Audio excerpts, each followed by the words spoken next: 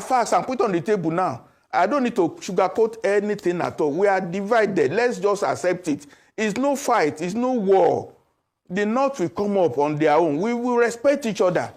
But this matter of trying to play some games, let Yoruba man go and rule Yoruba land.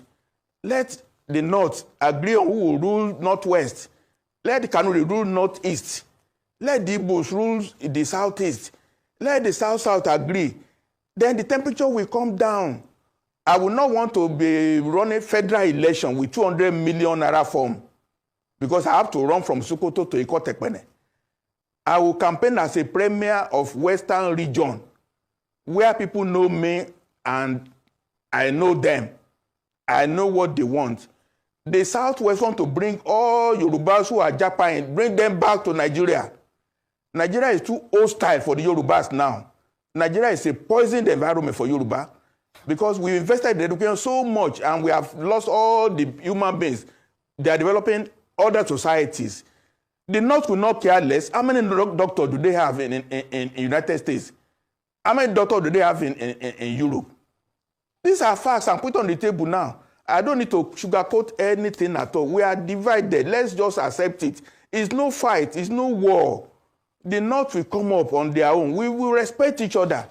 But this matter of trying to play some games, President Tinubu is better. In fact, if he runs only one time and he brings this temperature down, his name will go down in history.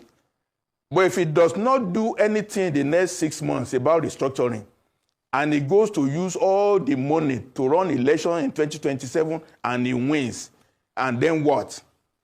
Yorubas will become endangered in the political system because once he leaves, then Nigeria is not safe for Yoruba. Nigeria is a secular state. We are not a theocratic state, right? We are not an Islamic state. But then in one of the states in Nigeria, the Islamic board has declared that all schools must close for the Ramadan fast. Must close for the Ramadan fast. How does that even work? And these are the same people that will say, oh no, Sharia law is meant for only, Muslims. Sharia law is not meant for everybody. But every day we see how Sharia law is being enforced on even people who are not Muslims. I can tell you that if the government does not intervene and private schools actually open during the Ramadan fast, there will be a crisis. So much for peace. So much for peace. If you're a Muslim and you're watching this, you don't have to be triggered. You don't have to be defensive. All you have to do is to call out the bullocks that some of your brothers or Muslim brothers and sisters actually support. Because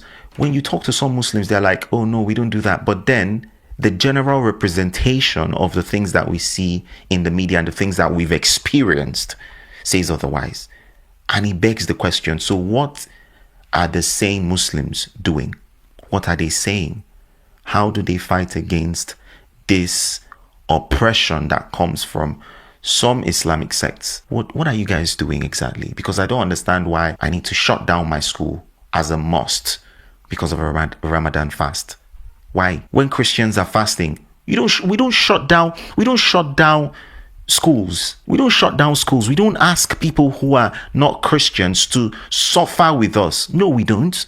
The religion of peace is at it again. So guys, many people have been raising alarm over the plan to shut down schools in northern Nigeria. This is a region with the highest out of school children. This is a region with the highest unemployment rate. This is a region where you have more people with less skill. This is a region that experiences a lot of insecurity because of lack of education. This is a region that has a lot to do in terms of infrastructure and making sure that their youths are being carried along. But we've seen the leaders in this region embracing more of their religion than the future of the people in this region, especially the children and the youth. Now, the government, like in Kano State, they are organizing marriages for their youths to start taking up wives even when they've got no job. They are organizing marriages that they will use taxpayers' money to pay.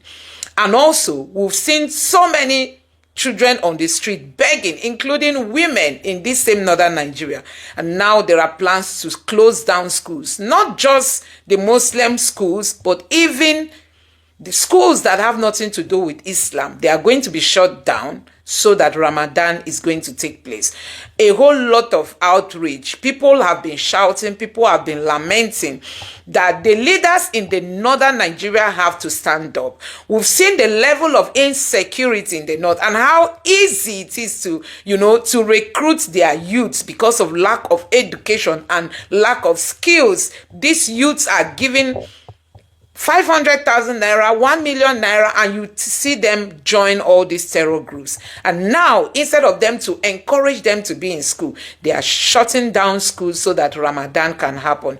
I'm going to allow you to take a look at some of these reactions and let me know what your honest thought is in the comment section below. Just take a look for yourself. I want to address our northern leaders. I want to emphasize on doing things that are right.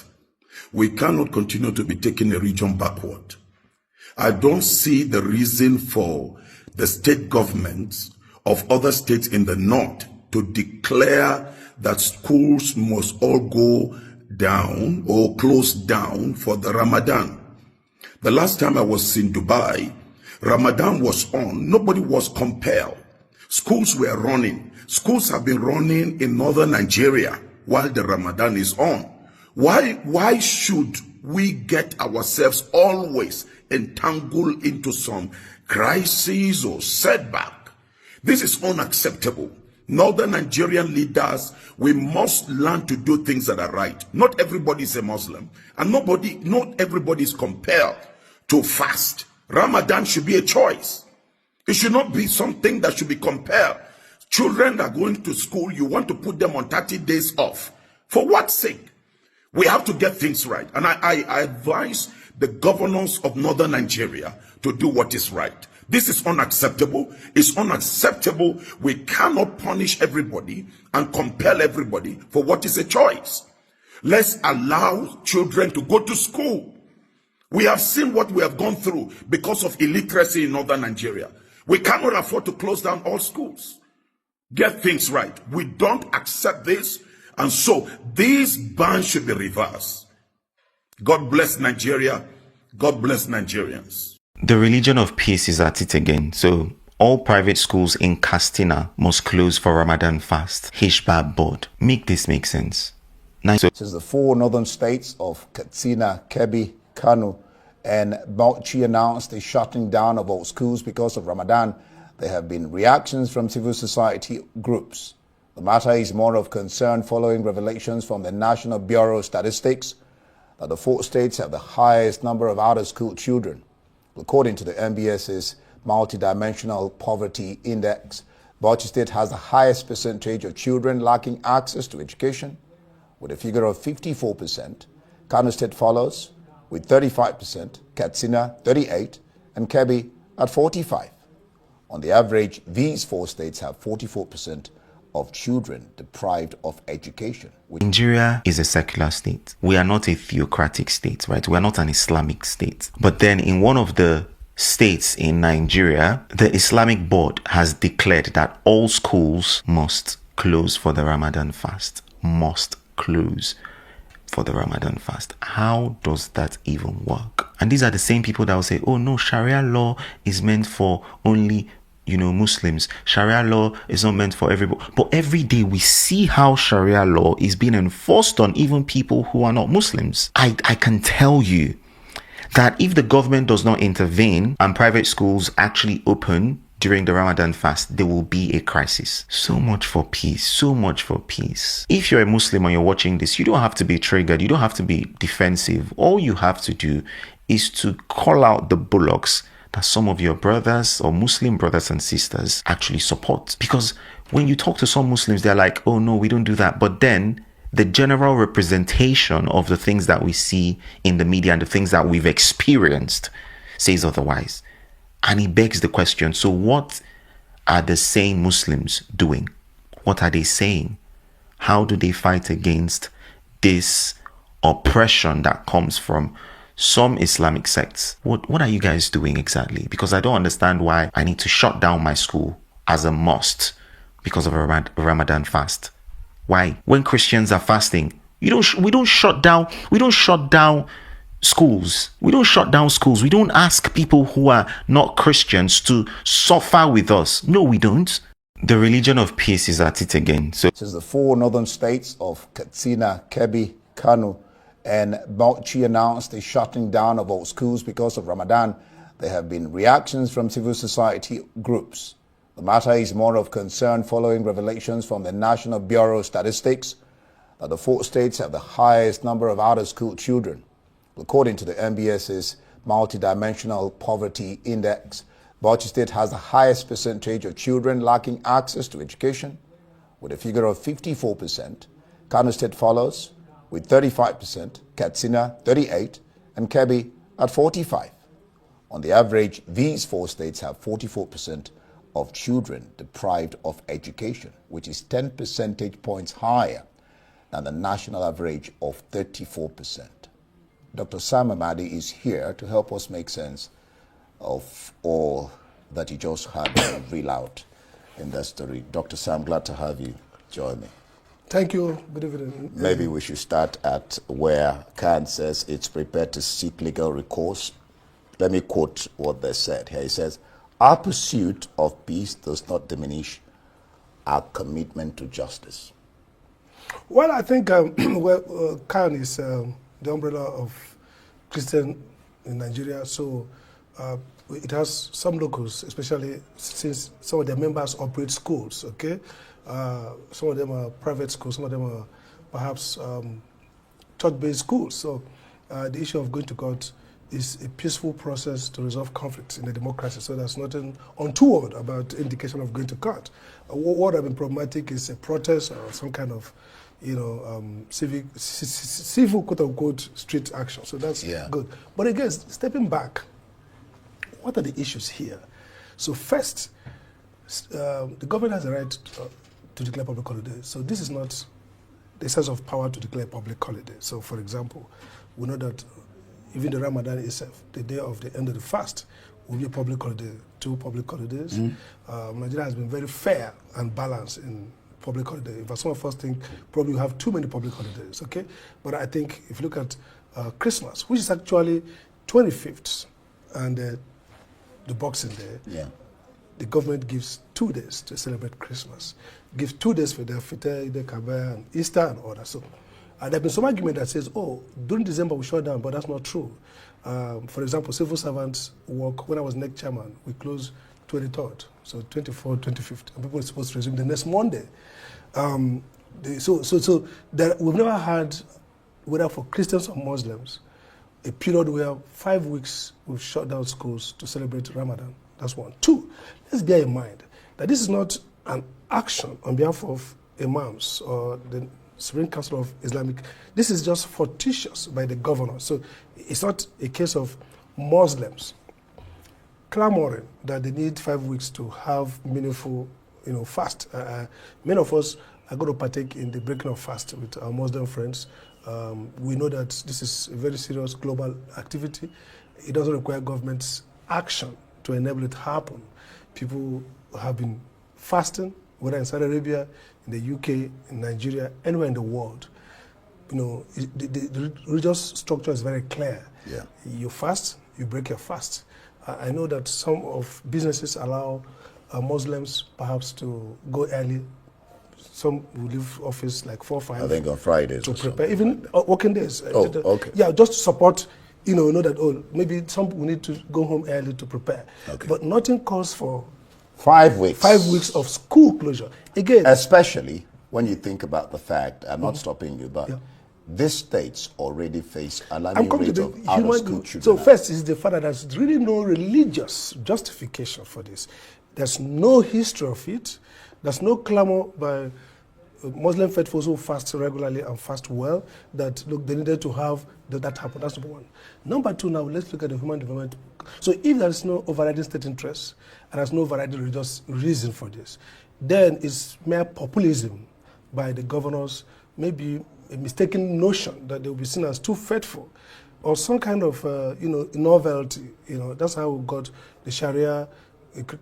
Doc, because of time, I'll ask you 2 questions straight out. And 1, does this then give credence to the ongoing call for restructuring That's one. And then two, the MBF Middle Belt Forum is asking the president to exercise his authority to prevent these states from descending into what they call religious fundamentalism. Well, the issue of restructuring has been there. Three dimensions. One is geopolitical in terms of, but also the state-religious relationship in Nigeria has been problematic. If you look at it, from the 1957 Northern Nigerian Conference, Northern Nigerian scholars agreed to take out Sharia from private domain, from public domain. In 1956-59, it was a debate in London what to do with religion. 1959. So, but we had that concession that religion should not become part of public policy. But we've done more to violate that commitment in terms of whether support for Christian Muslim pilgrimages. I'm of the view that the Nigerian government continuously intermingles too much with religion, not to make religion good, not even to, in fact, to oftentimes desecrate the spiritual religion itself, but also make it problematic. So this kind of action, 5 days, I mean, some of the schools, probably not Muslim schools, some of the Christian schools, or secular schools, I think this is overreach. I think this is really irresponsible, considering the human development indicators. And the fact that this does not in any way add to the experience of faithful Muslims who have been fasting. Look, most of these kids are going to be school kids who probably are not going to even do that kind of level of fasting. So under 45 minutes, what MBF is saying, is it feasible? President should, you've talked the president can use not bulletproof it, but nudging to say, look, governors, this doesn't look good. Look at the data and what are you going to achieve? The president always has influence to nudge them. Now, this is not going to be a case of commandeering resources, but if the president is so mad about this, he could have a ways to show them that his displeasure. Because look, this is gratuitous, this is unnecessary, unreasonable, not religiously edifying, basically doesn't make sense in the context of gross, educational underdevelopment and the fact that it adds zero to the experience. Muslims have been fasting well. Now, in Saudi Arabia, anywhere in the world, there have not been a need to say close down schools. Okay, why not close down markets? So just why not close down government offices? Good. So basically, it's not accessory to fasting. This is just, maybe some kind of misdirected populism to show, okay, the governor is really a good, faithful guy. So before I just let you go, apparently it will look so the rights of non-Muslims can't point to that out. It's not protected here. Yeah, but this is, if you shut down my school because some Muslims are going to, observe the religious activity, then it raises the issue of unconstitutionality. That is violation of the right to freedom of both religion and other freedom. So the state has no right to shut down. If you go to the court, if the court is wise, constitutional law theory, they'll ask what is the overriding state interest in shutting down schools for Ramadan, a private religious experience? Zero. Any good judge will nullify the executive action of the government. All right, well, Khan has asked them, is asking them to reconsider their stance. So, guys, you have seen it for yourself. I don't know what you make of all this that we are seeing in Nigeria today, People will just wake up, come into power, and they don't even know what the priority is. For the northern leaders, I think it is time for them to know that education should be their number one priority. Gone are the days when they try to baptize their children with religion that has not helped the region. This is one of the things setting northern Nigeria backward, because they prioritize religion above every other thing, even when it's time for their children to be learning skills. Okay, look at the almajiris that are on the street begging. They have almajiri schools. They only indoctrinate them. No skills, no making them to think about their future, not giving them any literacy in terms of them building their lives tomorrow. You just keep people and you keep indoctrinating them with religion, and they get all those knowledge from that religion. The next thing is to join Boko Haram fighters. Why are we hearing that they have thousands of Boko Haram fighters that have surrendered? So if you have thousands of them that have surrendered, how many do we have in the bushes that are still fighting? That's to tell you how easy it is to recruit people from northern Nigeria because of poor literacy level in the north. And it's not as if many of them do not have the brain, but because they've been brainwashed by their leaders, both traditional leaders and also their political leaders. They've been brainwashed thinking that if they embrace religion, that will make them better. But you can see that it is not helping them in any way. So guys, I don't know what you make of this video. Let me know your honest reaction. Honestly, so many people have been lamenting on how they can just shut down schools and allow their children to just be wasting at home, when there are a whole lot of things that they can do for these children to better their lives.